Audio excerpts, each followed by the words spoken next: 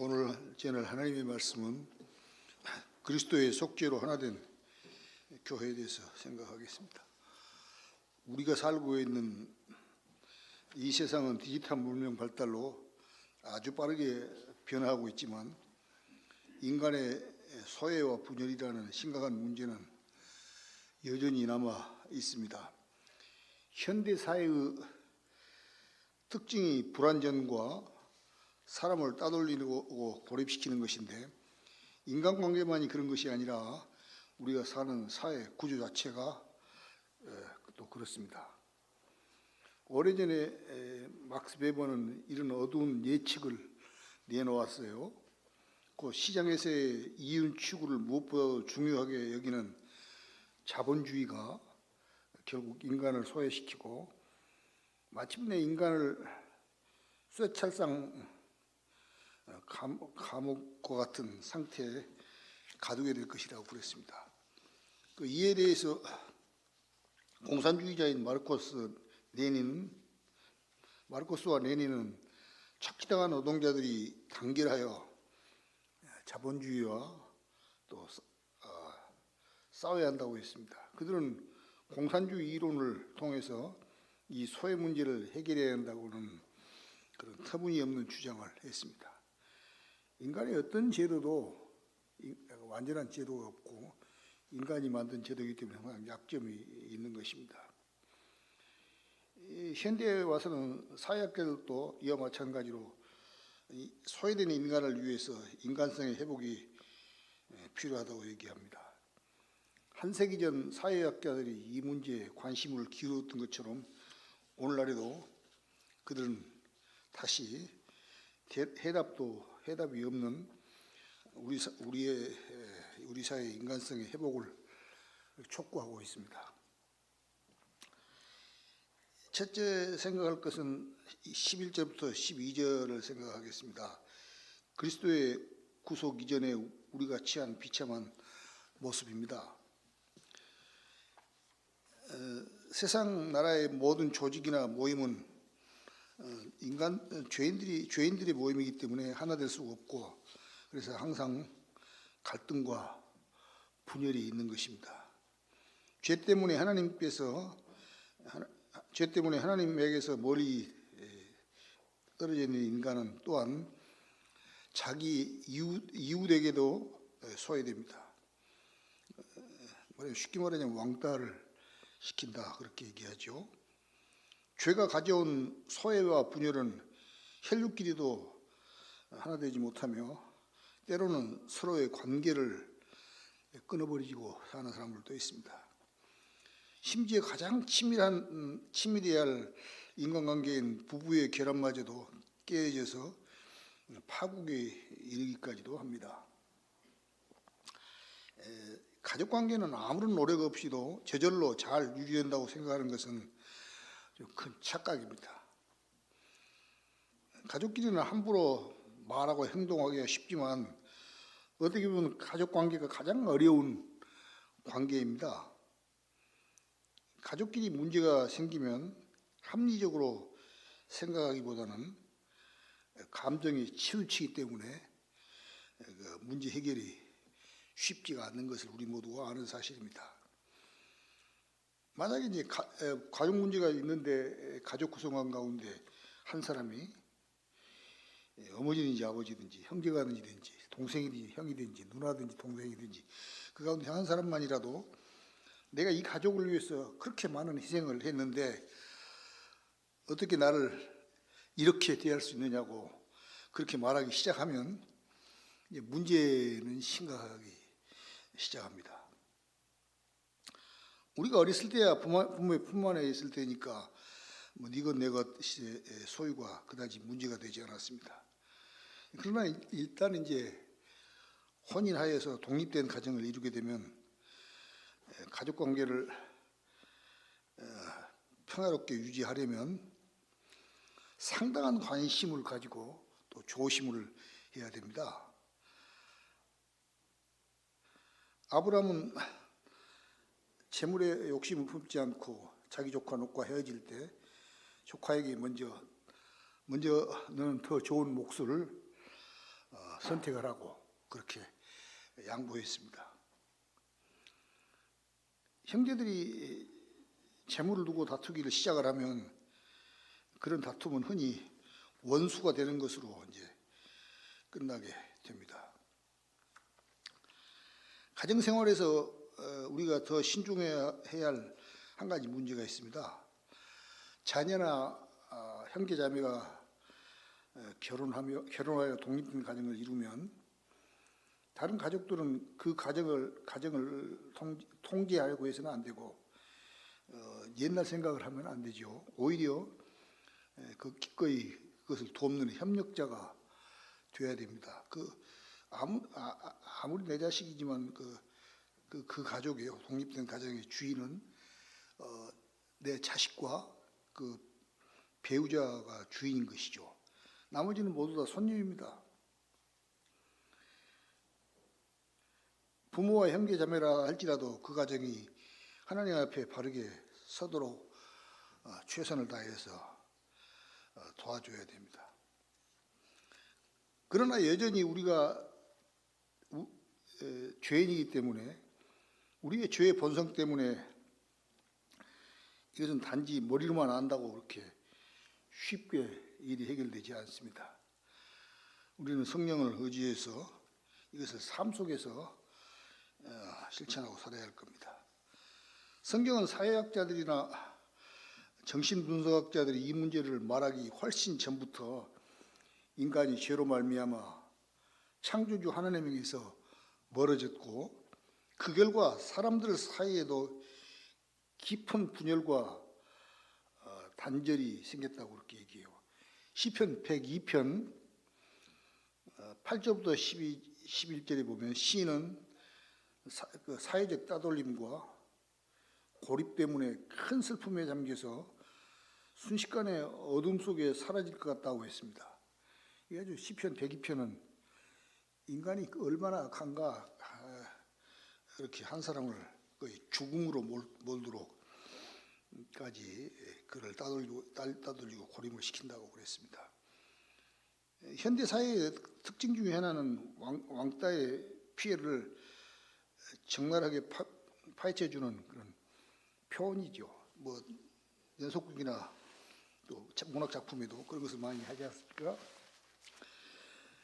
이렇게 인간은 그리스도의 구속받기 이전에 처한 비참한 모습 가운데 있었습니다. 이런 것이 왜 생겼는가? 인간의 본성이 죄인이기 때문에 우리가 하나님으로부터 소외되어 있었고, 그래서 소외된 인간은 인간끼리 서로 분열시키고 또 단절하고 그렇게 살았던 것이죠. 이제 두 번째로 생각할 것이 2장 13절부터 18절에 그리스도의 구속사역으로 유대인과 이방인이 화해와 하나됨을 생각을 하겠습니다.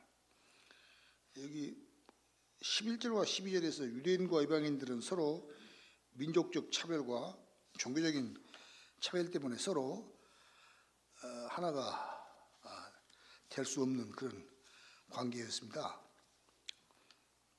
13절을 시작하면서 그러나 이제는 이라고 그렇게 얘기하는데 우리 한글 개혁성경에는 그것이 없어요. 그러나 이제는 전에 멀리 있던 너희가 그리스도 예수 안에서 그의 피로 가까워졌다 그랬습니다. 이 타락한 세상의 가장 분명한 특징 가운데 하나는 인종과 계층 사이에 존재하는 분열과 배척입니다. 죄로 인하여서 생긴 이러한 분열은 소모적인 갈등을 낳고 결국 파괴와 노골적인 싸움으로 이어집니다. 하이델베르크 여리분답은 우리의 본성이 심히 부패하여 하나님과 우리의 이웃을 미워하는 성향이 있다고 이렇게 가르치고 있습니다. 모든 소외의 참된 군원이 우리의 타락한 본성입니다. 단체뿐만 아니라 국가도 통치자들이 통합 정치를 하지 않으면 분열과 대결의 소모적인 갈등만 지속되는 겁니다. 그렇게 되면 나라는 이제 힘을 잃어버리는 것이죠. 죄인들이 모여서 만든 국가나 모든 단체는 분열과 고립은 멈추는 법이 없어서 기회가 되면 그것이 되살아나고 확대하고 또 재생산되는 것입니다. 다니엘 2장과 그 다니엘 7장에 보면 세상 나라의 참된 본질이 무엇인지를 밝히 보여줍니다. 사람의 눈에는 이 세상 나라들이 대단히 찬란하고 그리고 웅장하며 질서 있고 영광스럽고 위엄이 가득한 것처럼 보입니다. 그건 외형일 뿐이에요. 그러나 하나님의 눈으로 보면 세상 나라들은 국가를 얘기하는 거예요. 다니엘서의 네 짐승과 같아서 두렵고 잔인하고 파괴적인이라고 그랬습니다. 그러니까 요한계시록에도 마찬가지로 국가를 짐승으로 표현하거든요. 다니엘서도 마찬가지로 국가를 짐승으로 표현하는데 그 동일하게 그 특성이 잔인하고 파괴적이라는 것이죠. 우리는 이번 여러 전쟁들을 통해서 경험한 바예요. 그건 뭐 유일신을 믿는 모슬림들도 그렇고 유대교도 그렇고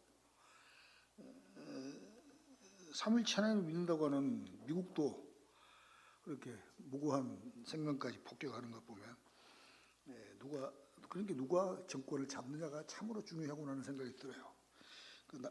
이 국가가 아차하면 짐승 같아서 두렵고 잔인하게 또 파괴적인 나라가 되는 것입니다. 그 나라들은 겉으로 보면 강하지만 국가들도 마찬가지로 참된 내적 통일은 전혀 갖지 않았으므로 쉽게 무너질 수밖에 없어요. 다니엘서 2장에 보면 그것을 국가를 신상으로 표현했는데 철과 진흙으로 표현하거든요. 진흙과 철을 진흙 속에 놔두면 녹아버리잖아요. 녹슬어가지고. 그렇게 내적 통일은 없는 것을 국가로 그렇게 다니엘서 2장도 표현을 합니다. 로마와 같은 거대한 제국도 세상 나라들이 이러한 본질적인 약점을 극복하려고 했지만 쇠처럼 강한 힘으로도 그런 문제를 해결하지를 못하였습니다. 세상 나라들이 이룬 통일은 사랑 안에서 마음이 하나 되는 통일이 전혀 아니었습니다.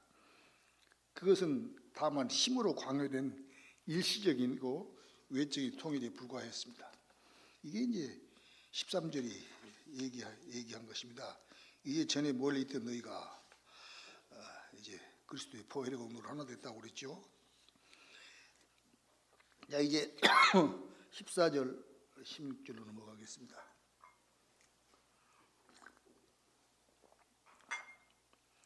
이 14절 16절은 그리스도의 지상 사역의 결과를 얘기합니다. 첫째는 그리스도께서 유대인과 이방인을 하나로 만들어 주셨습니다. 예수 그리스도께서 자기 피를 흘리심으로 자기 백성의 죄를 용서하시고 그들을 한 새 사람으로서 새롭게 지으셔서 유대인과 이방인이 그리스도 안에서 하나가 되게 하셨습니다. 가장 어려운 문제죠. 종족이 다른 종족이 하나가 되게 한다. 국가 다른 민족이죠.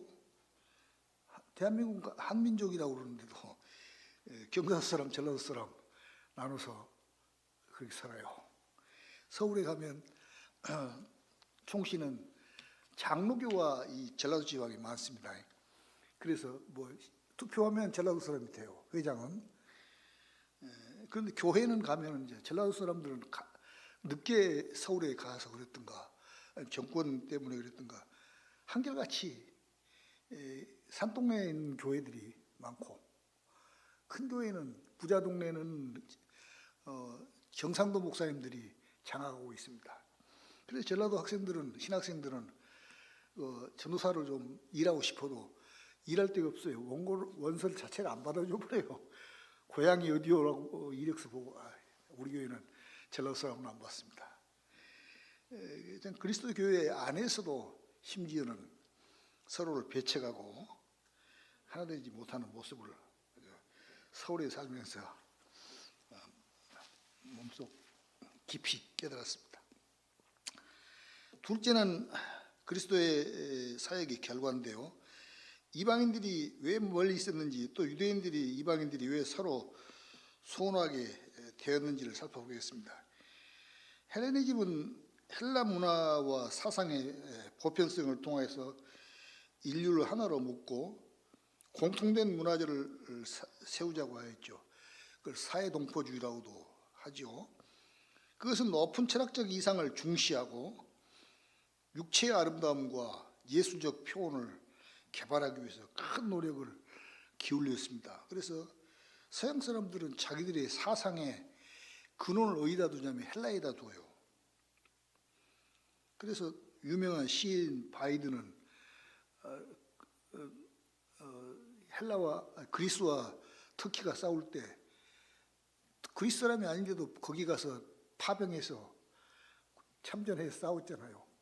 우리의 사상의 근간이 되는 그리스가 망해 되겠냐, 그런 것 때문에 그랬죠. 그리고 그들은 이 헬라 철학은 높은 철학적 이상을 중시하였고, 육체의 아름다움과 예술적 표현을 개발하기 위해서 큰 노력을 기울였습니다. 또한 건전한 몸과 세련된 교양을 매우 중요하게 여긴 게 헬라 철학의 헬레니즘입니다. 그들은 부패하고 무질서한 것도 좋아하지 아니하고 건강하고 세련된 것을 추구한 거죠. 그러니까 현대인들이 아주 좋아하는 수밖에 없는 것이 헬레니즘이에요. 헬라 문화죠. 그들의 사상입니다. 그런데 이제 이것과 정반대로 모세 제도로 형성된 이스라엘의 정신과 민족 성향은 시간이 계속 흐르면서 계속 발전하였지만 결국 또한 변질되기 시작했습니다. 그러니까 이 유대인들은 이스라엘 사람들을 사람으로도 생각을 하지 않지요. 그래서 오죽했으면 공관복음서에 나오는 개도 제 주인의 상에서 떨어진 것을 먹지 않습니까? 나를 불쌍하니 여겨주십시오라고 주님께 호소하는 일을 우리가 볼 수가 있어요. 이 유대인들은 바른 계시를 따라서 바르게 발전하기보다는 그들의 삶은 산만한 이교의 풍습과 이교의 사상과 단지 인간적인 생각들로 뒤섞여 있었습니다. 그런 식으로 발전을 한 거죠. 무엇보다도 이스라엘은 교리와 살면서 순결하지 못하고 많은 오류가 거기에 달라붙게 되었습니다. 그들의 사고방식은 매우 인간 중심적으로 변화했어요. 하나님께서 거룩한 새 사회로 세우신 교회의 본래 모습은 그들에게서 사라져버렸고, 그 대신 그들은 히브리 민족주의에 강하게 결속되어 있습니다. 그들에게는 하나님의 나라보다는 이스라엘 민족주의가 더 큰 관심을 가지게 되었어요. 그래서 미국에서 사업하려면 유대인의 피가 있으면 훨씬 쉽대요. 심지어는 하버드 대학도 유대인이면 더 들어가서 공부하기가 훨씬 쉽다는 얘기를 들었습니다. 이렇게 유대인들은 자기의 민족주의로 똘똘 뭉친 사람들이에요. 이것은 누구나 쉽게 빠지는 그런 유혹이죠. 유대인만이 아니라 대한민국 사람도 마찬가지잖아요. 하나님의 부르심을 받아서 그의 새백성이 된 사람들에게 가장 중요한 것은 민족성이나 학연이나 지역이나 어떤 세상 조직이 아닙니다. 무엇보다도 중요한 것은 예수 그리스도의 피로 새롭게 세워진 영광스러운 교회인 것입니다. 하나님께서 이스라엘을 택하실 때 그들을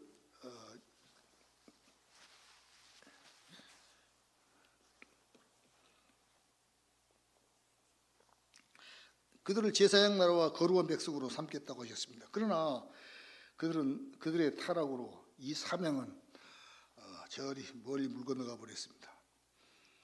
그 유대 민족들에게 두드러지게 남는 것은 오직 히브리 민족만이 모든 민족 가운데서 선택받았다는 그런 선민의식이었습니다. 물론 그리스도인들은 하나님의 택하신 백성이라는 거룩한 의식을 그런 생각을 가져야 하지만 결코 다른 사람들에 대해서 배타적이 되어서는 안 됩니다. 우리는 유한한 존재이므로 어떤 사람이 하나님의 택하신 백성인지를 스스로 확정할 수가 없어요. 그래서 하나님의 교회에 누가 오든지 따뜻하게 맞고 그렇게 하는 것이 좋지, 쌀쌀맞게 갈라면 가고 올라면 오라, 그렇게 생각하는 것은, 그런 태도를 취하는 것은 결코 좋은 것이 아닙니다. 그 다음에 주께서 하신 지상사역 가운데 하나는 15절의 본문을 보세요. 여러 규례로 표현된 계명의 율법이 유대인과 이방인 사이를 가르는 장벽이 되었으나 예수 그리스도께서 자기 육체로 피 흘려 죽으심으로 그 율법을 폐하셨다 그랬습니다. 여기서 원수가 되는 것은 하나님의 영원한 도덕법 자체가 아니라 유대인과 이방인을 외적으로 구별하는 의식법이죠. 그리고 규례들이었습니다. 이방인들하고는 같이 식사 안 하는 거죠. 그리고 여러 가지 그 규례들이 있는데 그런 규례들 때문에 이방인과 유대인은 서로 상종하지를 않았습니다. 그러므로 그리스도께서 율법을 폐하셨다는 말씀은 하나님 사랑과 이웃 사랑으로 요약되는 율법의 모든 도덕적 요구가 없어진 것이 아닙니다. 오히려 그리스도 안에서 율법의 참된 뜻이 더욱 분명히 드러나는 것입니다. 주께서 율법이나 선지자를 폐하러 오신 것이 아니라 완전하게 해가 오셨다고 마태복음 5장에 이렇게 말씀을 하셨습니다. 그러므로 여기서 15절에 율법을 폐하셨다는 말은, 율법을 폐하심으로 하나로 만들어 주셨다는 말씀은 그리스도의 십자가와 부활로 말미암아 모든 의식법과 옛 언약의 유대인들에게 주신 시민적 규례가 더 이상 새 언약 백성들에게 구속력을 갖지 않는다는 뜻으로 이해를 해야 됩니다. 예를 들자면 할례법이 그리스도 교회에서는 필요가 없죠. 그리고 제사법도 필요한 것이 아니죠. 그 다음에 정결하는, 어디 밖에 갔다 오면 손 씻는 그 정결법, 그 다음에 절기법이나 제사장과 레인에 관한 법, 음식에 관한 법 같은 규례들은 그리스도 안에서 그 기능이 모두 폐하여졌습니다. 그러나 그 율법의 의식법이나 이런 절기법 등등, 제사장법, 레위법 등은 그 율법의 법정신은 계속 살아남아 있는 것입니다. 구약의 율법들이 가리키던 실체와 뜻은 결코 헛되지 않았습니다. 구약의 의식법은 장차 오실 그리스도를 가리키는 그림자와 예표였고, 그리스도의 영원한 속죄는 그것이 가리키던 실체였습니다. 히브리서 9장 23절 28절에 보면 그리스도께서 단번에 자신들의 영원한 속죄를 이루셨다고 했습니다.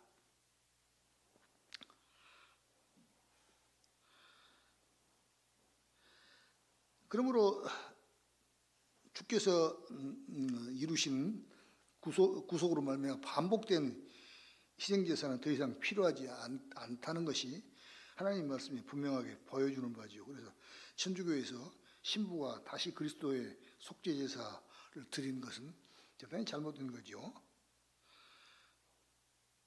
또한 주님께서는 성경이 자신에 대해서 증언한다. 그러니까 의식법이나 제사법이나 할례법 이런 모든 것이 예수 그리스도에 대해서 증언한다고 그렇게 했습니다. 자, 이제 15절 16절로 넘어갑니다. 다른 주제죠. 하나의 통일된 서술로 이해하는 것, 여기 15절과 16절을 한 문장 하나의 서술로 읽는 것이 가장 좋습니다. 우리 주님께서는 십자가에서 죽으심으로 원수된 것을 제거하시고 율법을 폐하심으로써 유대인과 이방인을 자기 안에 한 새 사람으로 창조하셔서 화평하게 하셨다고 그랬습니다. 그렇게 하신 목적은 그 둘을 한 몸으로 하나님께 화목하게 하시기 위해서입니다. 곧 그리스도께서 십자가로 원수된 것을 멸하셨고 분열된 두 집단을 하나의 교회로 세우셨다. 그래서 이것을 어떤 학자는 새로운 공동체다, 교회를 그렇게 얘기해요. 또 어떤 학자는 읽어보니까 제3의 인류다, 제3의 인류라고 하는 독특한 표현을 쓰는 학자들이니까 이렇게도 쓰고 저렇게도 쓰는데, 교회라는 게 하나님이 만든 새로운 사회라 그 말이죠. 그러니까 세상의 조직과는 완전히 다르다 그 말이죠. 15절에 그러면 이제 한 세 사람에 대해서 좀 더 설명을 하겠습니다. 여기 한 세 사람과 15절의 한 몸은 서로 다른 실체를 가리키는 것이 아니라 같은 구원의 실제를 다른 각도에서 표현하는 것으로 둘 다 교회를 가리킵니다. 그러니까 한 세 사람이나 한 몸은 교회를 가리키는 겁니다. 한 세 사람이란 유대인과 이방인을 이제 하나로 묶어서 새로 창조하신 새로운 존재를 뜻합니다. 이 세 사람은 아담 안에 있는 옛 인류와 대조되는 종말론적인 새 인류라 이렇게 학자들은 표현해요. 그래서 새로운 종이다 그 말이요. 어떤 학자들은 그렇게 얘기하는데, 일반적으로 학자들, 성경학자들도 그렇고 조직신학자들도 그리스도인들은, 하나님의 교회는 새 인류라, 그렇게 그런 말을 아주 보편적으로 씁니다. 옛 인류의 특징이 죄로 인한 분열과 적대와 다툼이라면 새 인류의 특징은, 그리스도의 교회의 특징은 그 말이죠. 그리스도 화해 사역으로 말미암아 하나됨과 화목과 평화예요. 그것을 이제 15절, 16절에 얘기해요. 자, 이제 17절로 넘어갑니다. 17절, 18절은 승천하신 그리스도의 사역의 결과로 그가 이방인과 유대인들에게 모두에게 평화의 복음을 선포하셨다고 17절에 얘기합니다. 여기서 헬라어의 화평은 단순히 개인의 개인의 마음에 근심이나 문제가 없는 상태를 뜻하지 않습니다. 오히려 그것은 하나님과 사람 사이에, 그리고 사람과 사람 사이에 이루어진 관계적 화해와 평화를 가리키는 말입니다. 이미 사도는 그리스도께서 우리의 화평이신지라 그렇게 얘기했어요. 그리고 원수된 것을 제거하심으로써 새로운 인류를 창조하시고 화평을 이루셨다고 그랬습니다. 18절은 이제 유대인과 이방인의 반목이 그리스도 안에서 제거되어서 모든 유대인과 이방인이 한 성령 안에 아버지께 나아갈 수가 있게 되었습니다. 신자들은 그리스도의 사역으로 말미암아 하나님께서 우리 아버지가 되시며 이제 자녀다운 경외와 신뢰로 그에게 나아가서 예배해야 될 것입니다. 마치 어떤 사람이 백성으로부터 존경받는 왕을 아련하는 것을 허락을 받고 그 앞에 나아간다면 그는 큰 특권을 얻은 것이고, 이제 우리는 그리스도를 향하여서 한 성령 안에서 아버지께 담대히 나아갈 수 있게 된 것이죠. 그러니까 우리는 영원한 왕이신, 왕중의 왕이신 삼위 하나님께 나아가는 것은 큰 특권이고 복입니다. 이 세상에서는 더 넓은 국가 사회나 더 좁은 사회에서나 참된 하나됨과 평화는 좀 찾아보기 어렵습니다. 좀 그 사회에 좀 들어가 보면 항상 분열과 다툼, 조그만 아파트에 사는데도 싸움이 끝나지를 않아요. 아, 참, 왜 그런가, 사람이. 나이 들어갖고도 모두 서로 해먹으려고 뭘 차지하려고 하고. 우리가 어디를 보든 시기와 분쟁이 없는 곳이 거의 없습니다. 이런 이유로 사도는 고린도서 3장 3절에서 시기와 분쟁이 있는 것을 사람의 모습이라고 그랬어요. 그 육신에 속한 사람이 이제 말하자면 시기와 분쟁이 있는데 그 너희가 안 믿는 사람하고 똑같구나. 사도가 하는 말은 그런 표현이에요. 그러나 그리스도께서는 자기 보혈의 공로로 하나님과 사람 사이의 화평을 이루셨을 뿐 아니라 사람들 사이에도 화평을 주셨습니다. 그러므로 본문 14절에서도 사도는 그리스도를 가리켜서 우리의 화평의 신이라고 하셨습니다. 그러므로 교회가 분열하고 서로 맞서게 될 때 이것은 복음의 능력이 그 교회 가운데 희미해져 가고 있구나. 복음의 능력이 강력하게 역사하지 않구나 하는 증거입니다. 그런 일이 일어나면 교회는 세상의 정치 영역과 같은 혼란과 대립 속으로 끌려 들어가게 될 것입니다. 그러나 이것은 그리스도를 주님으로 믿지 않으면서도 또한 그를 유일하고 완전한 주님으로 고백하는 것을 거부하면서도 겉으로 하나 되어야 한다는 뜻이 아니에요. 고백이 없는 일치와 진리 없는 통일은 성경이 말하는 교회의 하나됨은 아닙니다. 성경의 하나됨은 통일은 교회가 하나 되는 것은 진리 안에서 하나 되는 것이죠. 고백 안에서 하나 되는 것입니다. 예를 들자면 WCC가 추구하는 것과 같은 그런 일치는 분명한 신앙 고백이 결여되어 있다면 머리 대신 그리스도 안에서 참된 연합이라 그렇게 할 수가 없는 것이죠. 오히려 그것은 기독교를 하나의 종교 제도나 운동 같은 것으로 높이는 것입니다. 머리 대신 그리스도와 연합이 없는 외형적 일치는 그리스도 안에서 하나됨이 아니라 단지 정치적이고 기계적인 결합일 뿐입니다. 교회의 참된 일치는 그리스도의 구속 안에서 그리고 성령의 역사로 말미암아서 그리고 사도적 복음과 신앙의 기초에 세워지는 것입니다. 이제 좀 적용하고 마치겠습니다. 사도가 얘기하는 오늘 에베소서 2장 11절부터 18절의 핵심은 사도는 지금 교회가 무엇이고 교회의 능력이 어디에 있는가를 말하고 있습니다.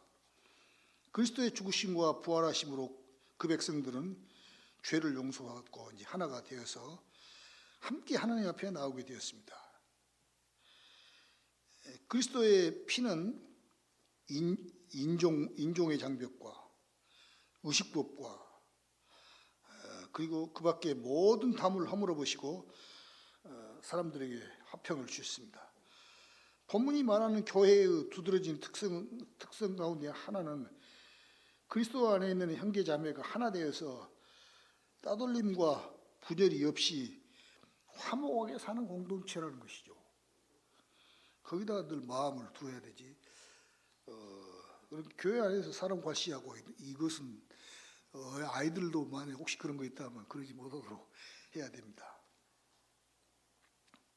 교회 안에서 믿는 자녀들이 특별히 가까운 사람과 자연스럽고 따뜻한 교제를 나누는 것은 잘못된 것이 아닙니다. 그러한 교제는 친한 사람끼리 가깝게 지내는 것은 그리스도인의 삶의 자유죠. 그것까지 교회가 억누르고 그러는 거 아닙니다. 이제 문제는 그러한 친밀함이 지나쳐서 다른 형제들에게 부담을 주거나 그리스도께서 은혜로 세워주신 교회의 하나됨을 은밀하게 약화시키지 않도록 크게 우리가 조심해야 할 부분입니다.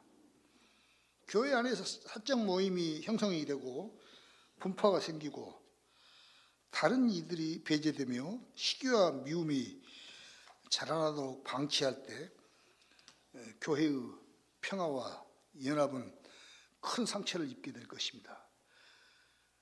그런 일들은 하나된 교회를 세우는데 이바지하지 않을 뿐 아니라 오히려 그 하나 되는 교회를 오히려 약화시키고 파괴하는데 일조하게 될 수가 있습니다. 더 나아가서는 이제 교회 한 개인의 교회만이 아니라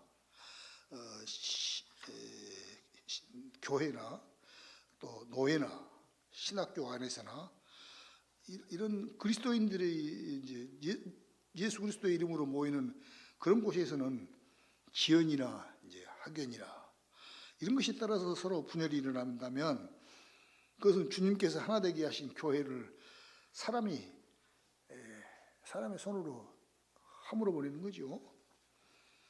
자신을 그리스도인이라고 부르는 사람들은 주님께서 이미 허물어 버린 장벽을 콘크리트 장벽으로 다시 세워서는 안 될 겁니다. 교회의 가장 중요한 본질 가운데 하나는 바로 통일성입니다. 하나 되는 것이죠. 그래서 교회의 속성을 둘 때 통일성을 제일 먼저 둡니다. 사도 요한은 형제 사랑이 우리의 구원의 증거라고 그랬습니다. 요한일서 2장 9절을 읽겠습니다. 빛 가운데 있다 하며 그 형제를 미워하는 자는 지금까지 어둠 가운데 있는 자요 그랬어요. 구원받지 못했다고 말이죠. 요한일서 3장 16절에 보면 그가 우리를 위해 목숨을 버리셨으니 우리가 이로써 사랑을 알고 우리도 형제를 위하여 목숨을 버리는 것이 마땅하니라. 그 다음에 요한복음 13장 34절, 요한복음 15장 12절에 내가 너희를 사랑한 같이 너희도 사랑하라고 하셨습니다. 우리 모두 그리스도의 구속 공로만을 의지하고 성령님께 주신 힘으로 하나님의 말씀에 순종하면서 하나 되기를 힘쓰며 살아야 할 겁니다. 기도하시겠습니다. 하나님 아버지, 우리는 죄인이오며 형벌받을 자들입니다. 우리의 힘으로는 도저히 우리는 하나 될 수가 없고 또 늘 분열하기를 좋아하고 어떤 사람을 왕따시키는 것을 좋아하는 죄인들이옵니다. 이제 그런 죄들을 우리가 철저히 회개하고 또 이제 성령님을 의지해서 하나님께 순종하기를 원하옵니다. 힘을 주셔서 주님의 교회가 하나 될 수 있게 하시고 우리 자신이 또 그런 태도를 갖고 살기를 원하옵니다. 예수님 이름으로 기도합니다. 아멘.